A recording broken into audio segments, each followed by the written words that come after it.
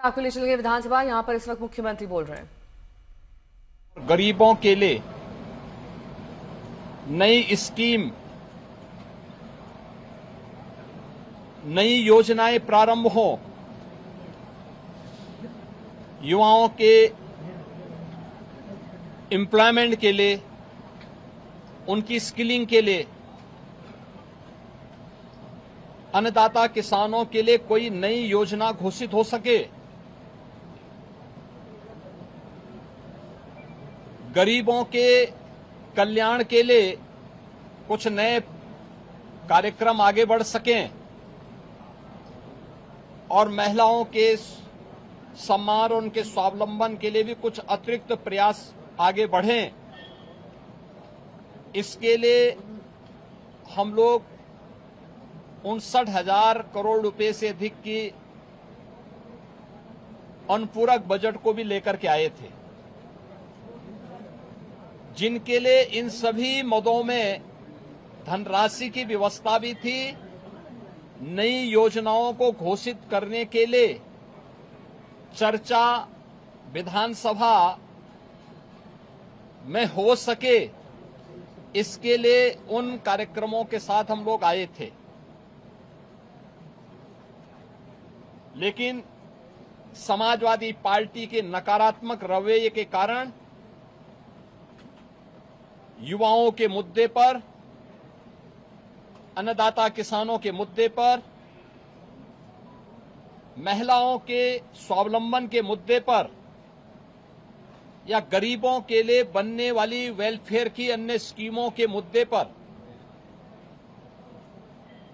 सदन में समाजवादी पार्टी ने कोई चर्चा नहीं होने दी। इनका ये आचरण असंवैधानिक भी है, युवा विरोधी है, किसान विरोधी है, महिला विरोधी है और गरीब विरोधी भी है। 59,000 करोड़ रुपए से अधिक का अनुपूरक बजट इन नई मांगों के साथ साथ प्रदेश के इंफ्रास्ट्रक्चर की स्ट्रेंथनिंग के लिए, एक्सप्रेस वे के नेटवर्क को और बेहतर बनाने के लिए जो माननीय जनप्रतिनिधियों ने डिमांड की थी, उसके लिए भी धनराशि का प्रावधान किया है। हमने प्रदेश के अंदर उस तबके के लिए जो अब तक प्रदेश के विकास में मजबूती के साथ लगकर के काम कर रहा था, आंगनवाड़ी, आशा वर्कर, रसोइया, ग्राम चौकीदार,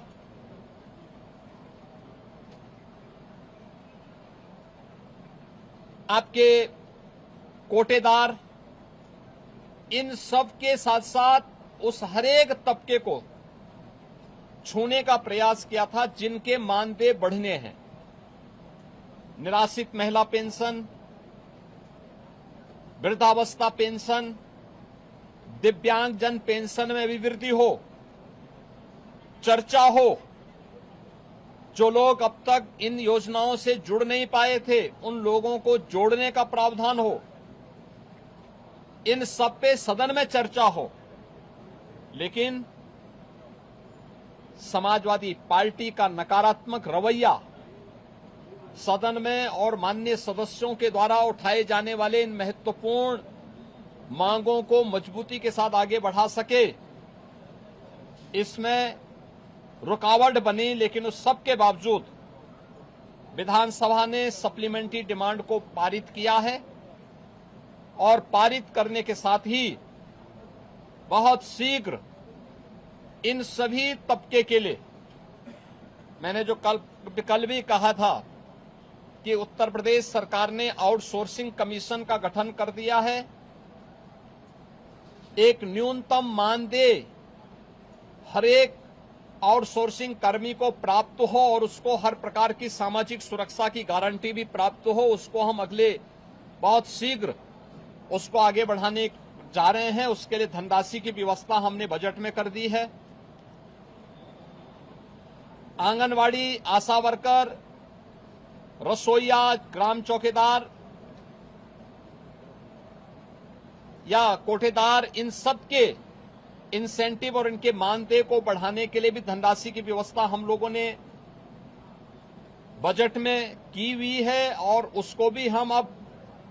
विधानसभा से बजट पारित होने के उपरांत विधान परिषद में पारित होगा। विधान परिषद से पारित होने के उपरांत फिर इस बजट को हम लोग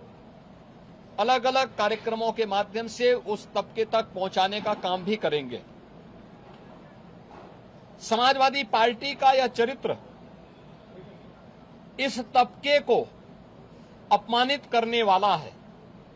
जो अल्प मानदेय प्राप्त करने के बावजूद प्रदेश के विकास के लिए और 25 करोड़ जनता जनार्दन की सेवा के लिए पूरी प्रतिबद्धता के साथ कार्य कर रहे हैं। इससे पहले भी इन्होंने शिक्षा मित्रों के भविष्य के साथ खिलवाड़ किया था।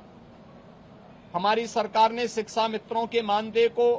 10,000 से बढ़ा करके 18,000 किया है। पहले 3,000 ये मानदेय मिलता था, हमने 3,000 से 10,000 किया, 10,000 से 18,000 किया और उन्हें 5 लाख रुपए की कैशलेस की सुविधा भी उपलब्ध करवाई। अनुदेशकों को प्रदेश में 9,000 मिलता था, उन्हें 17,000 रुपए उनका मानदेय किया और उन्हें कैशलेस की सुविधा भी उपलब्ध करवाई। बेसिक, माध्यमिक, उच्च शिक्षा से जुड़े हुए जितने भी शिक्षक हैं, इनके मानदेय को इनको कैशलेस की सुविधा उपलब्ध करवाई। अन्य तमाम तबके के लिए बेहतरीन स्कीम को लेकर के, योजनाओं को लेकर के हम सप्लीमेंट्री डिमांड्स में आए थे और इन सब के साथ साथ सामाजिक न्याय के लिए अपना जीवन समर्पित होने वाले उन सभी महापुरुषों के लिए, जिनमें बाबा साहब भीमराव अंबेडकर हैं, जिनमें महर्षि वाल्मीकि जी हैं, संत शिरोमणि सदगुरु रविदास जी महाराज हैं, सामाजिक न्याय के पुरोधा के रूप में और महिला शिक्षा का पुरजोर समर्थन करने वाले संत ज्योतिबा फुले हैं, साहू जी महाराज हैं। इन सभी लोक माता अहिल्याबाई होलकर जी हैं। इन सब के बारे में भी हम लोगों ने इस बजट में चूंकि प्रावधान किया है 407 करोड़ रुपए उनकी मूर्तियों पे छाजन लगाने और सुरक्षित पार्क के लिए, बाउंड्री वॉल के लिए इतनी धनराशि की व्यवस्था इस सप्लीमेंट्री डिमांड्स में थी, वह न पास हो, इसके लिए समाजवादी पार्टी ने लगातार सदन की कार्रवाई को बाधित किया, लगातार व्यवधान पैदा करने का लगातार प्रयास किया। लेकिन इनके व्यवधान के बावजूद सप्लीमेंट्री डिमांड्स विधानसभा से पारित हुई है। विधानमंडल से पारित होने के उपरांत ये सभी कार्य तय सीमा के अनुरूप आगे बढ़ेंगे और सामाजिक न्याय के सभी पुरोधाओं को, सभी महापुरुषों को भी सम्मान मिलेगा। समाजवादी पार्टी के दोहरे चरित्र के खिलाफ, जो दलित विरोधी है, पिछड़ा विरोधी है, युवा विरोधी है, किसान विरोधी है, महिला विरोधी है, गरीब विरोधी है, इन सब चेहरे का उजागर आज उत्तर प्रदेश सदन ने किया है कि इन लोगों का चेहरा और लोकतांत्रिक और संवैधानिक और इस पूरे तबके के साथ अन्याय करने वाला रहा है, अनर्थ करने वाला रहा है। समाजवादी पार्टी के इस अलोकतांत्रिक और संवैधानिक व्यवहार को, जो शर्मनाक व्यवहार लगातार सदन में देखा गया है, हम इसकी निंदा करते हैं और प्रदेशवासियों को इस बात के लिए आश्वस्त करते हैं कि डबल इंजन की एनडीए सरकार ने पिछले 9-9.25 वर्ष के अंदर जिस प्रतिबद्धता के साथ समाज के प्रत्येक तबके के हितों के लिए कार्य किया है, उसी प्रतिबद्धता के साथ यह अभियान बिना रुके, बिना डिगे, बिना थके आगे बढ़ेगा। बहुत बहुत धन्यवाद।